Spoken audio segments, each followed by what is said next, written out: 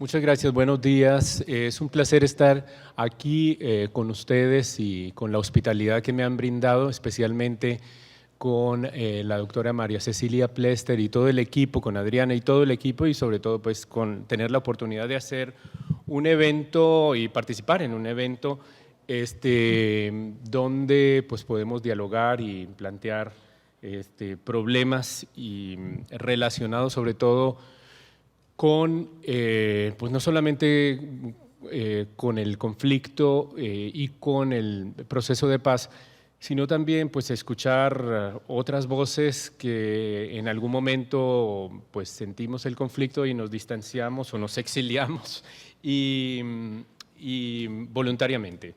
Y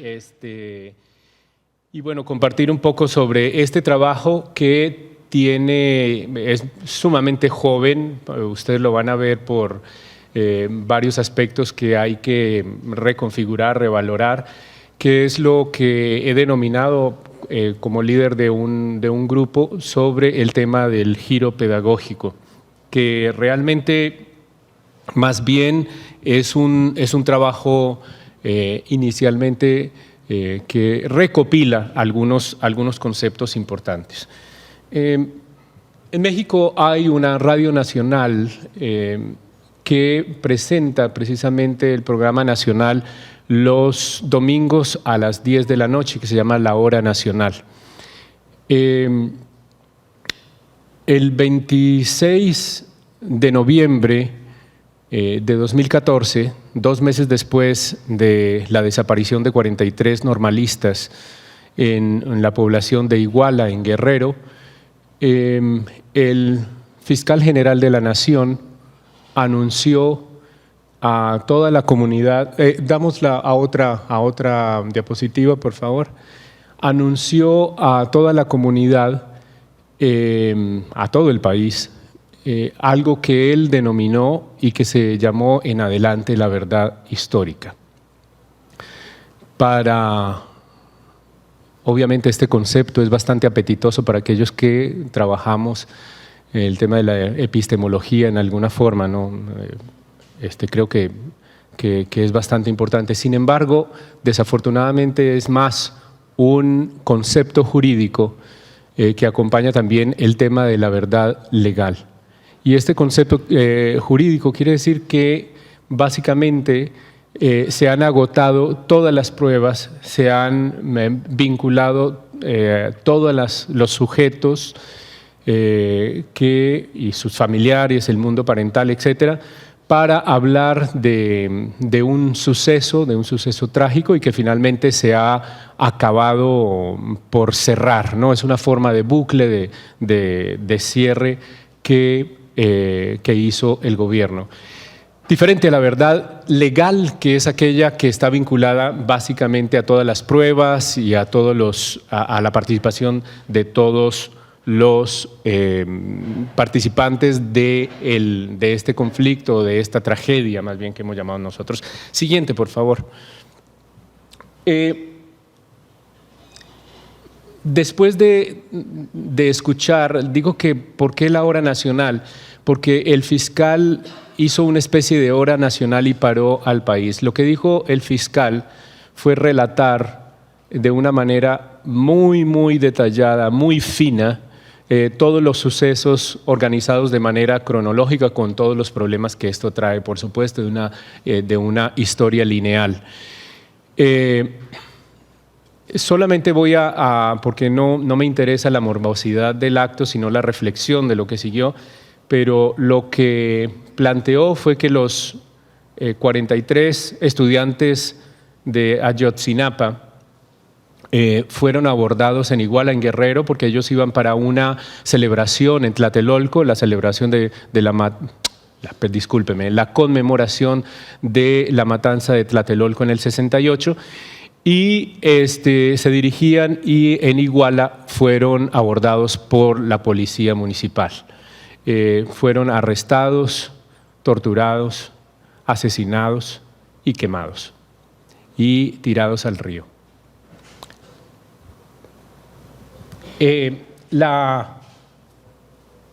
Lo interesante de este hecho fue Luego de más de 10 años de estar en Colombia, sentir otra vez el tema de la violencia de una manera tan supremamente tangible.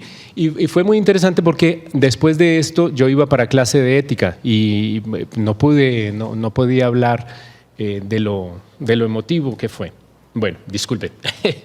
El evento que nos motivó entonces para trabajar sobre un programa, un proyecto con Claxo y con la Red Iberoamericana de estudios sobre la oralidad, que se denomina Prácticas Dialógicas Generadoras de Pensamiento Crítico en la Formación Docente. Ahí estamos 6 países que participamos y tengo el honor de coordinar el nodo en México. Bien, básicamente ¿puedes pasarlo, por favor? Básicamente estas prácticas dialógicas se centraron en 3 aspectos, en 3 esferas que tienen los lugares, las acciones y los ejes. Desafortunadamente, pues el proyecto es bastante complejo y solamente me voy a referir al tema de los ejes, que tiene que ver más con el marco conceptual que hemos dialogado en este trayecto que hemos hecho, y específicamente también con el nodo, internamente con el nodo de México. La siguiente, por favor. Entonces, en el ámbito epistémico, pues hemos trabajado con este tema del giro pedagógico, que conjunta la hermenéutica fenomenológica, producto del trabajo de Paul Ricoeur, específicamente la teoría crítica que proviene de la escuela de Frankfurt y que reúne no solamente a Habermas, sino también a su discípulo Axel Honneth, especialmente con la teoría sobre el reconocimiento, que es una reactualización del pensamiento de Hegel sobre la lucha por el reconocimiento. Martha Nussbaum también, Nancy Fraser, trabajando el tema de redistribución que plantea esta filósofa norteamericana, con un elemento particularmente interesante ya desde la filosofía política. Obviamente en la filosofía política de Nussbaum y de Amartya Sen, de Martha Nussbaum y Amartya Sen, y de los estudios decoloniales, donde encontramos a Grossfogel, a Walter Mignolo y también a Aníbal Quijano. Para nosotros fue importante abordar desde el ámbito pedagógico, es un poco obligado trabajar con el tema de literacidad en clave freiriana, teniendo en cuenta no solamente los planteamientos de Falks Borda, específicamente desde los años 70 hasta los años 90 y 2000, donde participó en el último congreso, pero también algunos estudios que reúnen Reason, Bradbury, Kemin, etc. Y en el ámbito metodológico, pues es una hermana de la literacidad el tema de la investigación-acción participativa, etc. Pasamos, por favor. La preocupación y urgencia por el logro y permanencia de sociedades justas ha tomado, principalmente desde los años de la posguerra, un sentido central y global al interior de las comunidades de práctica, en el horizonte de su propia autonomía social, cultural y política. Se trata de una justicia social que incluye el desarrollo de las potencialidades de la personalidad de todos y cada uno de los sujetos sociales en búsqueda y logro de una eudaimonia o una vida realizada, ¿no? O la realización de una vida plena en términos aristotélicos, que estando en situación de diversidad y de libre elección puedan acceder y operar en el vasto ejercicio de la libertad y la democracia. Y este es el planteo que hago básicamente de donde surge tanto la problemática como digamos el trasfondo teórico al acercarme, seguramente ya lo leyeron, al tema del déficit de imaginación pedagógica. Me pareció interesante plantear este tema siguiente, por favor,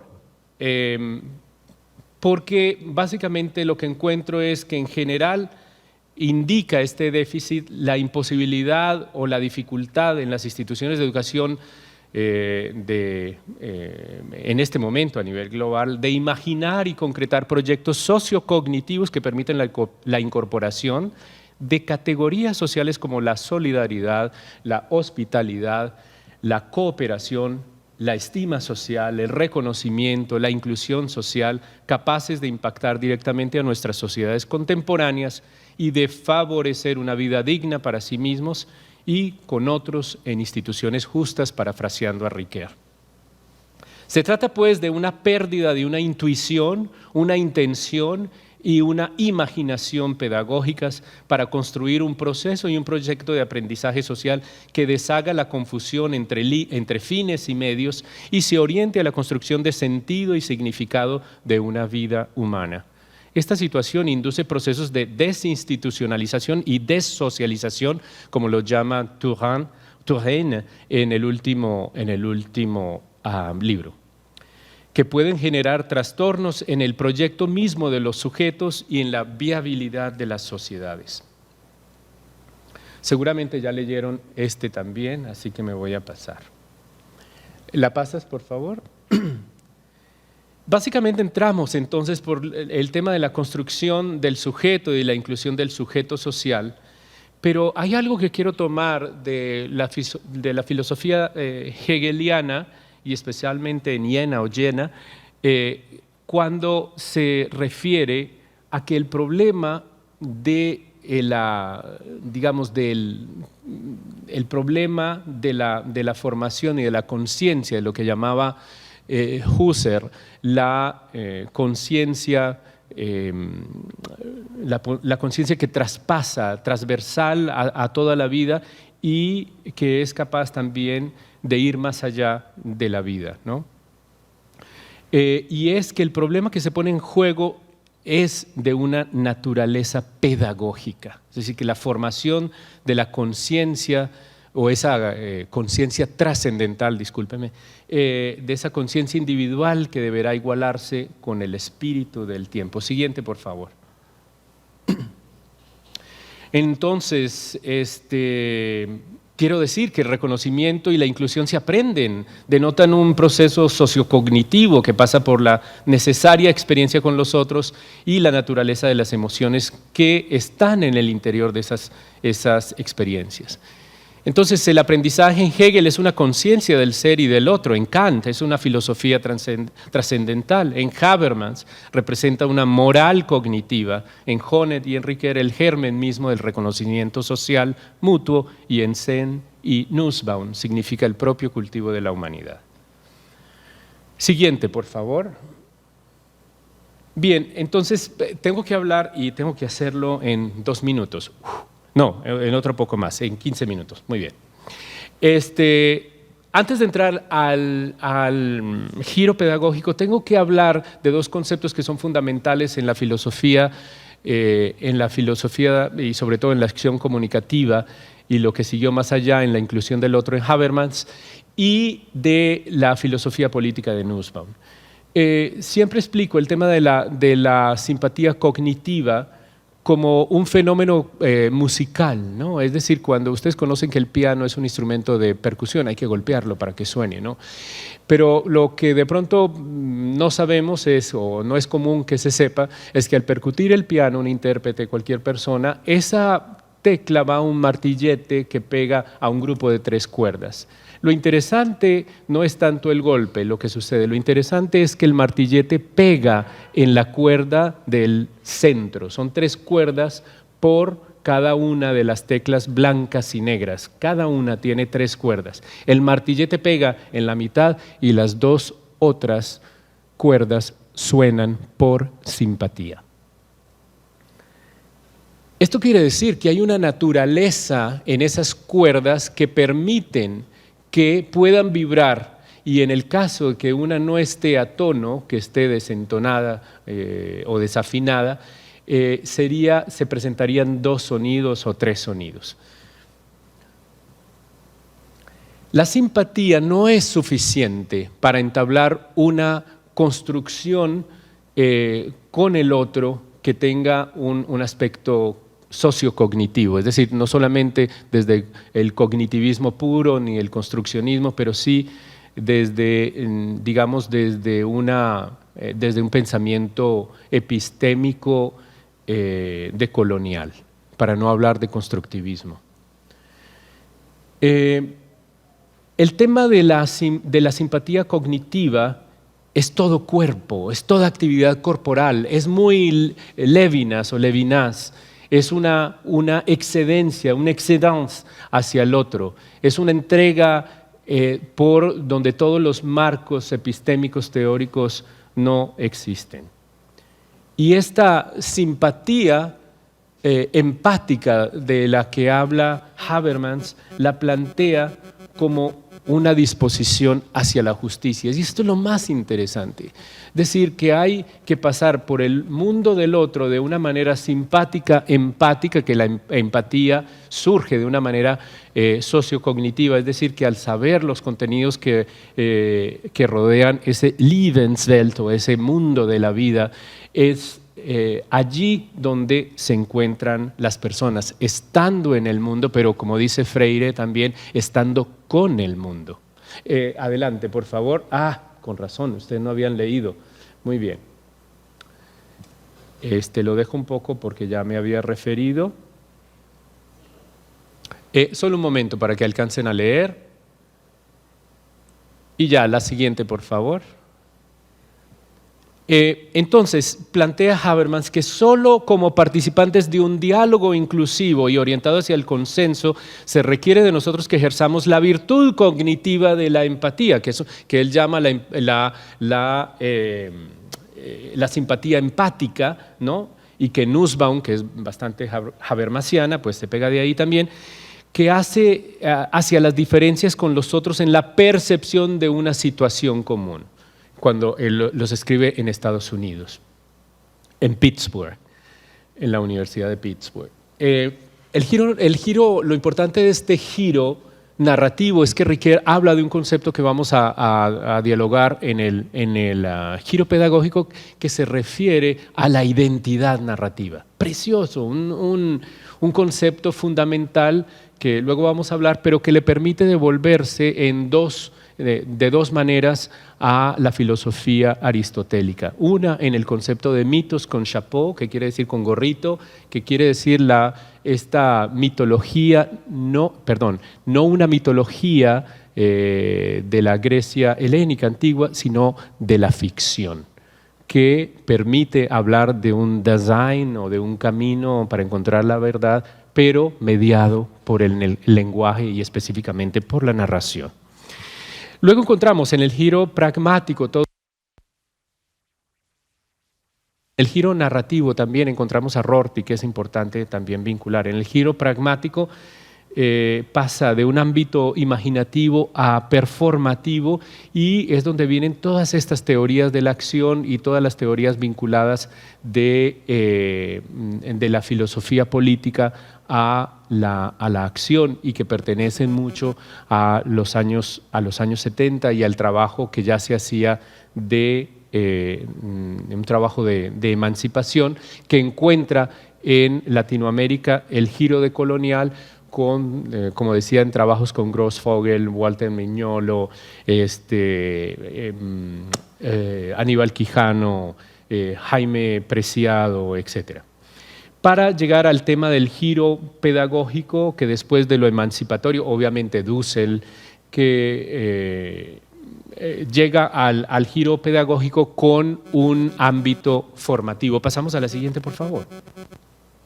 Bien, entonces vamos a trabajar sobre lo que sería básicamente los componentes del giro pedagógico, que son la intuición, que hemos denominado la intuición pedagógica, la intención pedagógica y la imaginación pedagógica. Entonces, planteamos como lo he escrito como intuición pedagógica, como un saber cualificado, no solo por la emoción, sino también por el conocimiento y conciencia de una vida contada, o como lo dice Ricoeur, una vida puesta en perspectiva.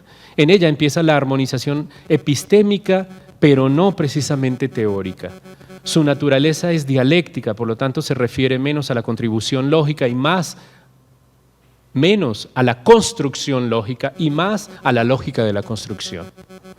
Y pues esto, repensando en la invitación que me hacía María Cecilia, pensaba que aquí, con lo que ya han leído de Martha Nussbaum, colocarse en esos zapatos, pero no colocarse en la manera que lo hace Nussbaum, sino en la manera que lo hace Levinas, en el sentido de la excedence o de la excedencia, de plantearse la vida del otro no siendo mi vida. No puedo ponerme los harapos del mendigo y ser mendigo. No puedo ponerme las zapatillas de un bailarín o de una bailarina y bailar profesionalmente. O sea, la vida tiene una historia que necesita ser contada y, como dice Riquer o Gabriel García Márquez, extraño porque escribieron casi por la misma época, la historia en busca de un narrador. La siguiente, por favor. En la intuición pedagógica define entonces la identidad narrativa como que lo hace en Tiempo y Narración 1, Riquer, como el proceso por el cual, mediante variaciones imaginativas sobre nuestro propio ego, intentamos una comprensión narrativa de nosotros mismos, la única que escapa a la alternativa aparente entre cambio puro e identidad absoluta. Entre ambos queda la identidad narrativa. ¿Sí? Este tema de irse de un extremo al otro a la vida, en la vida de ese personaje, de ese que es el otro, también nos lleva a nuestra propia historia, a preguntarse sobre nuestra propia historia. Y la identidad narrativa entonces nos responde: ¿quién? ¿Dónde? ¿Por qué? ¿Dónde estaba? ¿Con quiénes? ¿Quién era? ¿Qué quería decir? ¿No? Siguiente, por favor. El tema de la intención narrativa y de la intención pedagógica, tiene que ver con este segundo elemento de armonización epistémica. No puedo dejar de vincular el pensamiento semelmiano aquí en el tema de no hablar de una armonización teórica ni conceptual, sino de una armonización epistémica. Es lógico que no podamos hablar de una armonización conceptual cuando no hemos discutido y definido en la comunidad de prácticas las categorías con las cuales estamos orientando a las personas hacia la acción. La intuición pedagógica es la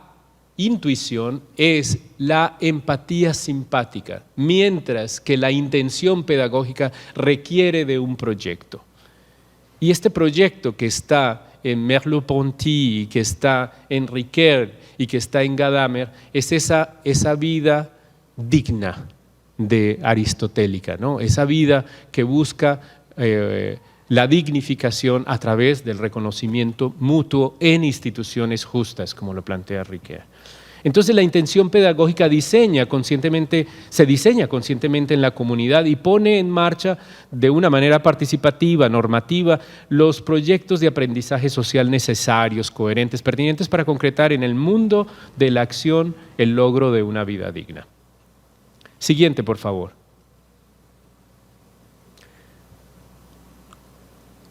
Y esto es muy importante también en Riquer, y es el tema de la visualización del horizonte de expectativas que habla él en Soi-même comme un autre, que es sí mismo como un otro, y que plantea el encuentro del otro a través de la memoria, a través de la construcción, pero sobre todo a través de un proceso mimético de enclave aristotélico. Y no es ese proceso mimético anterior a Aristóteles, que es el narciso que mira a la imagen, porque mímesis es espejo, pero ese espejo no es para devolver la imagen, que es solo reflexión, sino que es también reconfiguración. Por eso plantea Riquer estos tres elementos de la mímesis 1, 2 y 3, donde la 2 es vehicular de la 1 a la 3 y que es la preconfiguración, la configuración y la reconfiguración. Siguiente, por favor. Bien, entonces la imaginación pedagógica, que es el tercer componente, conjunta la intuición y la intención pedagógicas para acompañar, valorar, evaluar, adecuar, reconfigurar las historias de vida y formación y los proyectos de aprendizaje social. Aquí hay un trabajo fundamental en Gaston Pinot, en Jean-Luc Legrand, etcétera, sobre las historias de vida y formación, que no son formación de la escuela, sino que estamos hablando de un aprendizaje también extramural. En síntesis, como concepto integrador y heurístico, la imaginación pedagógica permite un acompañamiento reflexivo, consciente, continuo en la producción de esos proyectos de aprendizaje social y una orientación hacia la acción. La armonización sigue así siendo transversal, la armonización epistémica, porque requiere que también en el mundo de la acción y en el mundo de los horizontes posibles se devuelva uno al diálogo crítico. Siguiente, por favor. Entonces, conjunto lo que es identidad narrativa, que es el lugar del sujeto en el mundo de la vida y en el mundo también de en el mundo de la vida, pero también en el mundo con los otros. Y traigo a colación este concepto de Martha Nussbaum sobre la imaginación narrativa, ¿no? Es demasiado cerca. Varias veces lo hemos hablado con Martha Nussbaum en la Asociación Internacional de Desarrollo Humano, que presiden Martha Nussbaum y Amartya Sen, y en la cual participo, de esta liga entre Ricoeur y ella que básicamente Nussbaum no acepta. La única respuesta que dice es que no estaba allí en Pittsburgh cuando Ricoeur era profesor. Pero básicamente pensamos que el arte de la narrativa tiene el poder, con Nussbaum pensamos, de hacernos ver las vidas de quienes son diferentes a nosotros con un interés mayor al de un turista casual, con un compromiso y entendimiento receptivos, con ira ante la forma en que nuestra sociedad rehúsa a algunos la visibilidad. Siguiente, por favor. En esto es muy importante, Martha Nussbaum, porque plantea dos libros fundamentales. Uno, Los límites del patriotismo, que comparte con varios autores, entre ellos Amartya Sen, bueno, una infinidad de personas, Butler, etcétera, y también Sin ánimo de lucro, que es este trabajo que hace Nussbaum sobre las universidades, que nos hablaba tan amablemente nuestra compañera el primer día. Nubia, perdón. Sin embargo, hay un elemento muy interesante en otro libro más, que es el tema del pensamiento cosmopolita, donde Nussbaum se para un poco para hablar de esta imaginación narrativa. Siguiente, por favor. Como pudieron ver, pues este giro pedagógico se complementa o señala ideas y sobre todo didácticas para la justicia social, que vincule intuición, intención e imaginación pedagógicas, pero que a la vez haga posible una articulación entre imaginación pedagógica e imaginación sociológica en los términos que lo planteó Mills. Tengo un minutito, no, tengo medio minuto, pero quiero, sí, otro poquito, entonces puedo hablarles un poquito más. Siguiente, por favor. Muy bien, esta es la bibliografía y siguiente, por favor. Otra más. Estos son textos que he donado para el departamento con María Cecilia, con la doctora María Cecilia, y también aquí están circulando estos 4 libros que hemos hecho, estos 2, y pasamos por favor la diapositiva, y estos otros 2, tengo que darle los créditos a mi hijo Juan Pablo, que tomó la fotografía, hizo la fotografía de la última, que es un libro que tiene 1 semana, 2 semanas que me han entregado. Ahí está en estos textos un poco el trabajo que con este grupo pues he realizado y que plantea pues conceptos que, como digo, son bastante jóvenes porque son la reunión de 4 años de trabajo sobre este giro. Déjenme contarles un poquito sobre las escuelas normales y por qué está ahí, qué es el trabajo que estamos haciendo. Si me permiten, tal vez 3 minutos, ¿puede ser?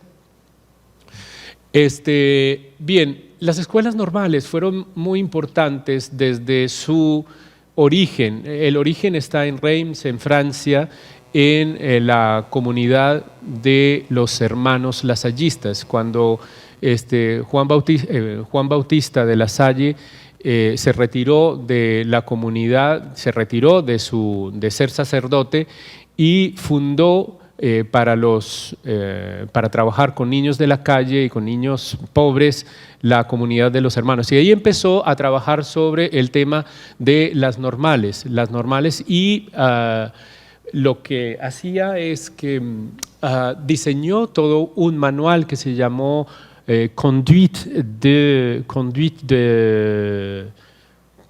d'école chrétienne, que quiere decir como las normas de comportamiento para las escuelas cristianas, y de ahí empezó a expandirlo por toda Francia y era la primera institución no religiosa, o sea, laica, que enseñaba no solamente a los niños, sino a personas que se convirtieran en profesores. Estas escuelas normales se difundieron por todo el mundo. Encontramos en Filipinas, en Japón, en China, en Francia, en toda Latinoamérica, y básicamente fueron muy, muy importantes en el desarrollo de la Revolución Mexicana. ¿Por qué? La Revolución Mexicana resultó obviamente sobre este enfrentamiento con el general Porfirio Díaz, que llevaba 27 años en el poder, y fue muy interesante porque Porfirio Díaz había invitado al grupo que se llamó de científicos que trabajaban la psicología comtiana y que habían además trabajado todo el tema de las ciencias naturales. De ahí empezó un grupo muy importante donde se formaron varios, entre ellos que fue un grupo de literatura donde se formó también Vasconcelos. José Vasconcelos, pues, que es uno de los educadores de América. Lo interesante de esto es que cuando Vasconcelos llega cuando se cambia el régimen, no puedo hablar mucho de eso, pero me quiero concentrar un poco en lo que hizo Vasconcelos. Vasconcelos llega a la Secretaría que la crea además en 1922, la Secretaría de Educación Pública, y es el primer rector de la Universidad Autónoma Nacional de México, la UNAM. Y estando en la Secretaría, genera un programa que reemplaza la educación lancasteriana que había sido antes de la Revolución Mexicana, la que había dado todo el ordenamiento de la educación en México. Lancaster era un quaker, ¿cómo se dice? Quakeriano, no sé. Un cuáquero que había hecho una compañía que se llamó Lancaster y que trabajaba con una pedagogía amplia, práctica y con bajo costo. Pero luego de los desarrollos de Pestalozzi, básicamente toda esa pedagogía se reemplaza y empieza a entrar una filosofía política de la formación en México, que fue muy interesante y que duró 20 años. Lo que hizo el gobierno, estando Vasconcelos como secretario de Educación, lo que sería ministro de Educación aquí, fue preparar en el DF maestros que fueran a las escuelas rurales para que llegaran a la comunidad y formaran a profesores para la comunidad. A esto lo llamó los misioneros. Él lo tomó, Vasconcelos, de los frailes, pero de una manera secular. O sea, no tenía ninguna afiliación confesional. Y además fue la época también luego de los cristeros, etcétera, que no tengo tiempo de contarles, que es una maravillosa conexión con las escuelas normales. Lo que sucede fue que estos maestros que fueron educados en el centro del país, y donde saben que en el inicio del siglo pasado, pues en el campo, básicamente la población de México era rural y estaba completamente desligada. Solo había 3, 4 ciudades en México que eran importantes: San Luis Potosí, Querétaro, Ciudad de México, Guadalajara, Monterrey. Y lo que hizo fue que estos maestros llegaron a las comunidades y se encontraron con una realidad enorme. No tenían nada, absolutamente nada. Y entonces volvieron estas escuelas donde el gobierno lo que ofrecía es que si no había una casa cultural, que es muy mexicano, o una casa del pueblo, como se llamó después las escuelas normales, después escuelas de vida además, se construían con la comunidad, se formaba a este nuevo docente de la comunidad y se le daba un salario mensual. Y luego se iban a otra comunidad los docentes que venían de Ciudad de México. ¿Pero qué se encontraron esos docentes? Que no había textos, no había nada, no había salones, no había absolutamente nada. Y entonces lo que hicieron ellos es que empezaron a trabajar con los libros que tenían los propios docentes. Pero los libros venían de la Revolución, los libros eran de la Revolución. Eran escritos de Vasconcelos, que había bebido sobre la Declaración de Derechos Humanos, sobre todas las lecturas que hizo del Emilio, sobre todo lo que había podido beber de, inclusive, extrañamente, la influencia que Porfirio Díaz había hecho, francesa, en México. Y entonces estos maestros quedaron en comunidad y básicamente la educación fue completamente socialista y el discurso empezó a mutar de socialista a marxista-leninista. Por eso usted ve decorada todas las escuelas normales y específicamente las escuelas normales rurales que están vinculadas con las tres figuras, con Engels, con Marx y con Lenin. Y los textos, pues básicamente eran textos comunistas, ¿no? Lo que pasa es que en los años 40 empiezan a llamarlos la iglesia rojos, los empezaron a llamar comunistas y los empezaron a llamar alborotadores.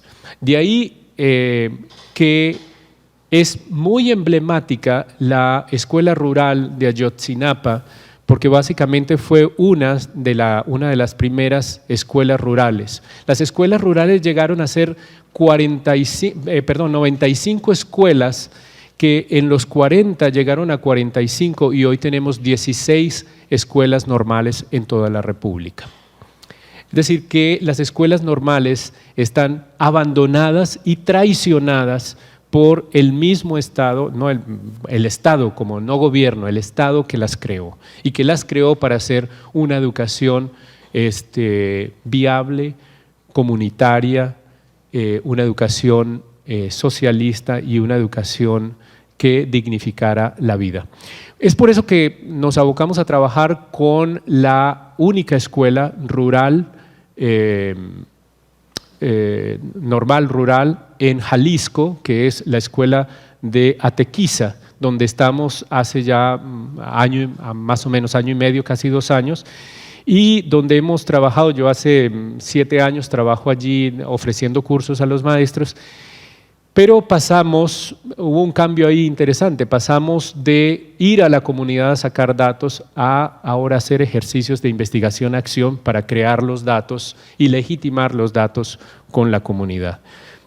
No les puedo hablar mucho sobre el trabajo de campo que iniciamos desde septiembre por el tiempo, pero les puedo decir algo. Hay un conflicto muy interesante a nivel epistémico que me parece particularmente interesante traerlo a colación, o más bien pertinente traerlo a colación, y es que el lenguaje que ellos hablan es un lenguaje antiguo, es un lenguaje en términos epistémicos, ¿no?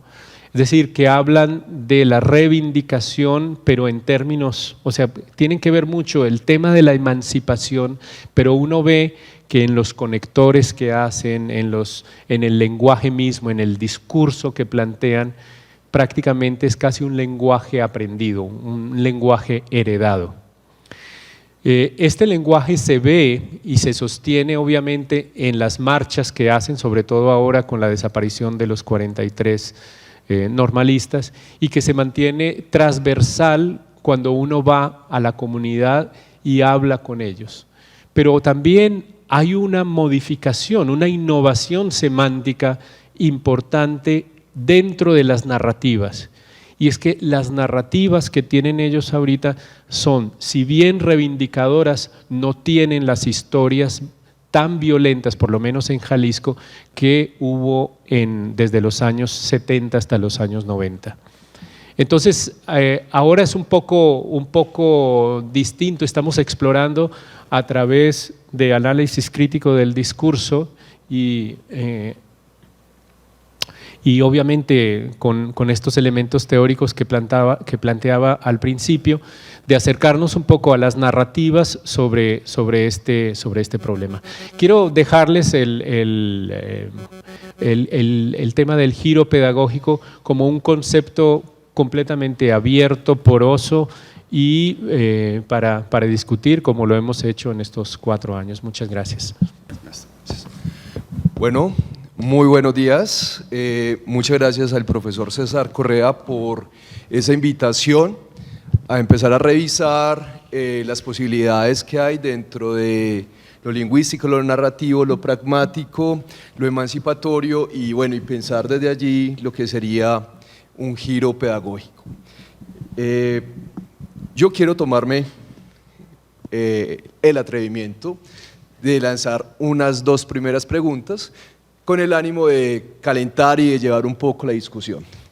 Me llama sobremanera la atención la posibilidad de empezar a trabajar Paul Riquet desde la hermenéutico-fenomenología, si se quiere, con respecto a las perspectivas del giro lingüístico narrativo.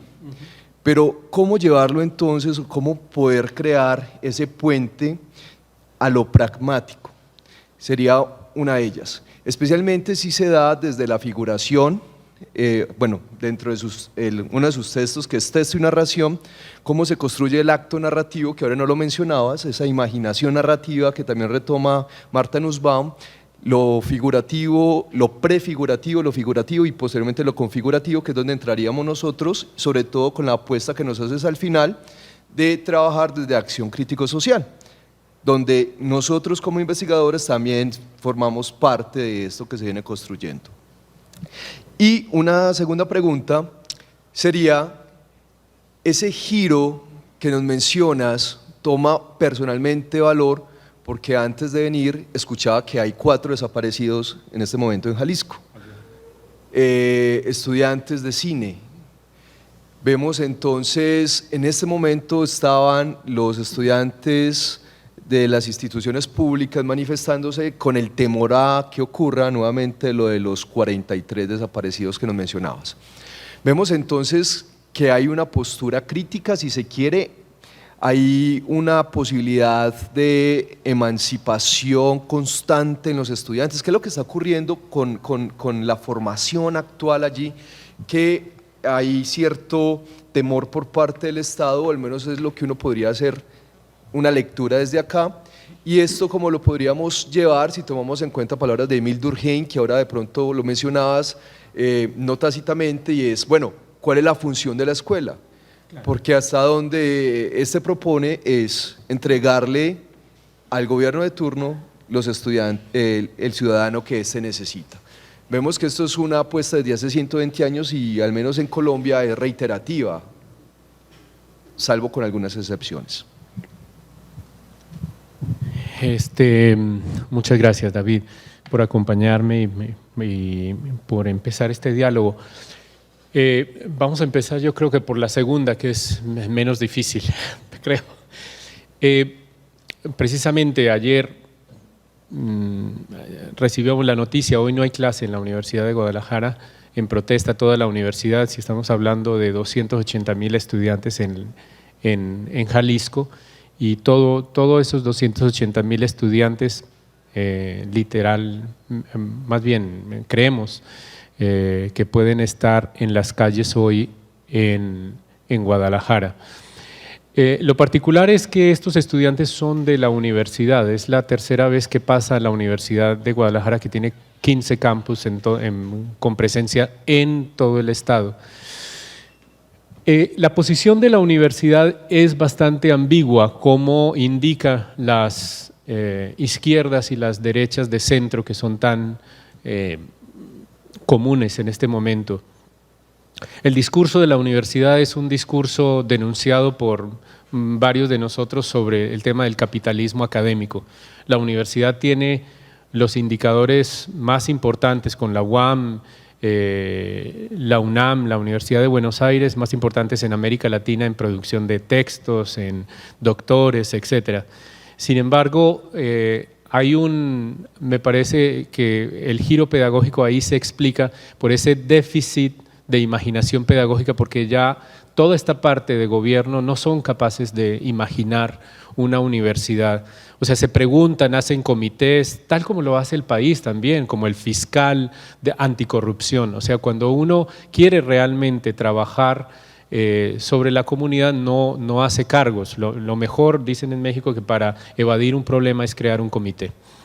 Entonces, o poner a una persona en un cargo, ¿no? Entonces yo pienso que la apuesta que está haciendo la universidad no es la apuesta del grupo de poder de la universidad, eso es muy importante diferenciarlo, ¿no? Los que participamos o de colectivos o que estamos en la docencia, por ejemplo, ahora somos 22 profesores de ética solo en el campus de económico-administrativas, que nos pareció bastante estratégico estar allí, y estos 22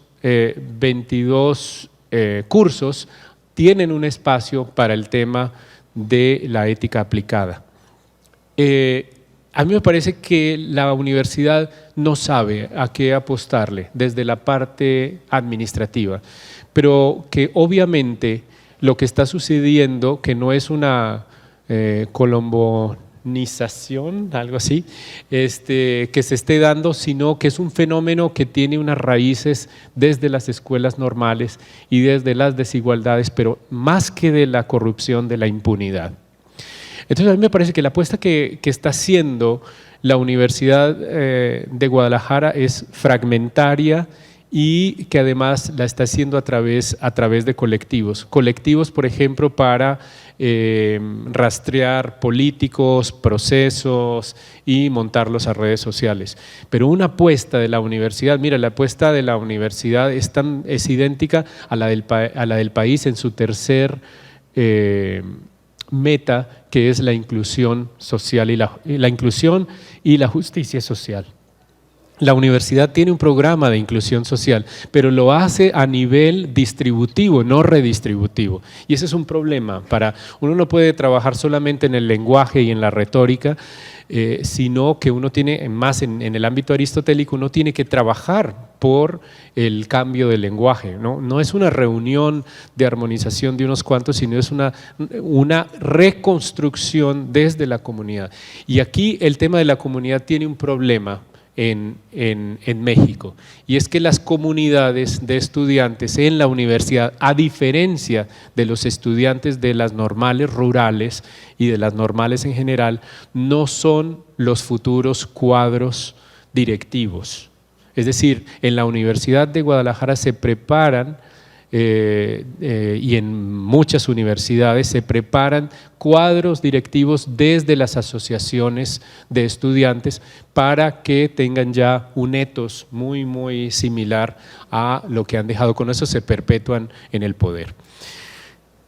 ¿Qué apuestas son posibles? Antes de entrar a la primera pregunta rápidamente, me parece que las apuestas deben venir de la reflexión y de la reconfiguración de esas narrativas. Me parece que nosotros aprendimos, y lo que viví aquí hasta el año 2000, es precisamente el valor que tiene la recuperación de narrativas en todos estos procesos de violencia.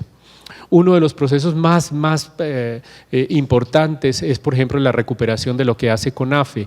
CONAFE es una asociación estatal, más bien un equipo estatal que trabaja sobre educadores rurales, que no tienen nada, donde el salón es un árbol, donde no hay nada en absoluto, pero allí van estos docentes que son de lo más valientes que tiene México y donde tuve la oportunidad de trabajar. Creo que estas apuestas, no podría decir mucho, David, porque estas apuestas tienen que ver con, primero, poner en perspectiva todas esas narrativas que están silenciadas por los discursos de rectoría y discursos del gobierno de la universidad. Cuando pasa una cosa de estas, es el rector que habla, no los estudiantes. Es simpático a través de la radio. Se evidencia en la práctica, obvio, sí, se evidencia en la práctica, pero en las normales. Por eso nos interesó más, nos parece más importante, porque las normales salen a la calle y salen a la calle con los docentes y preparan los meetings y llevan, o sea, tienen discurso, ¿no? Tienen discurso. En cambio, los universitarios tienen un discurso más regulado, aunque hay grupos fragmentarios, es más claro. ¿Cómo se ven las prácticas, David, que creo que es tu pregunta más para no rehuir la pregunta? Las prácticas se ven en la necesidad, en las escuelas normales, no en la universidad, en las escuelas normales que son las encargadas de, junto con la universidad pedagógica, de crear a toda la fuerza de profesores que van a estar desde básica hasta educación media superior. Y es de plantear, o sea, lo que están haciendo son círculos de reflexión, trabajando con investigación, acción, estando abiertos a la reflexión, tomando todavía camiones, pero de una forma mucho más pacífica, porque es obvio que los estudiantes han secuestrado buses, y han también puesto en aprietos a los conductores. Sobre la primera pregunta, David, espero que le haya contestado, disculpa. Sobre la primera pregunta, está muy relacionada con la segunda, por eso tendría lógica hablar primero de la segunda, porque el tema de Riquer, cuando escribe Parcours de la Reconnaissance, que tiene que ver con los caminos los senderos para el reconocimiento, retrae toda esta parte o reactualiza toda esta parte cuando Hegel estaba en Jena sobre la lucha por el reconocimiento. Riquer no hace esto a nivel lingüístico nomás. Lo interesante de la hermenéutica fenomenológica de Riquer es convertirse en una filosofía política y finalmente una filosofía de la acción. ¿Sí? Entonces, cuando plantea una filosofía de la acción, Riquer también afirma claramente que no basta el proyecto, sino que basta lo que él denomina la atestación. La atestación es decir, ¿cómo se dice? No es evaluación. La atestación es cuando yo digo yo fui, sí, pero no sé si existe eso en español. Atestar, sí, atestar igual, muy bien. Entonces, atesto que yo fui, que soy el productor de esa historia, que me reconozco en esta historia. Lo que planteamos aunque lo hacen de una manera muy liviana, Juan Carlos Tedesco, desde las políticas de la subjetividad, es que ya las personas no se reconocen con las instituciones donde trabajan y en sus instituciones de vida. Es decir, que no reconocen dónde están. ¿Sí? Y eso es sumamente grave para el tejido social. Imagínense que ustedes no reconocen la familia donde están, el grupo de amigos donde están, el grupo científico con el cual trabajan y finalmente la institución y finalmente también la sociedad. Y esto es un germen que después podemos ver en todos los trabajos sobre el individualismo.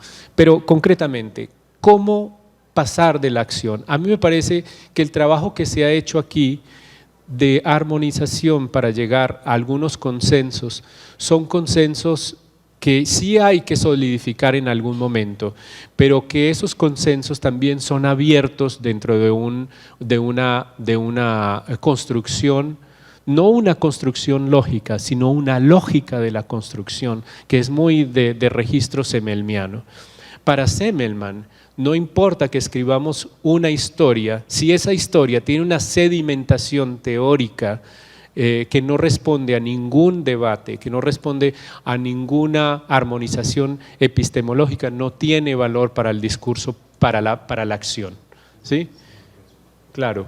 Entonces, pues ahí podemos ver a Boaventura de Sousa también, cuando habla de las posibilidades y los horizontes múltiples. Yo termino con una frase que decía Amartya Sen en Tokio el año pasado, en la reunión de la asociación, y decía, el problema de los economistas, no olvidemos que él es un economista también, ¿no?, es que solamente dan dos opciones, sí o no, pero yo quisiera una tercera opción. Muchas gracias.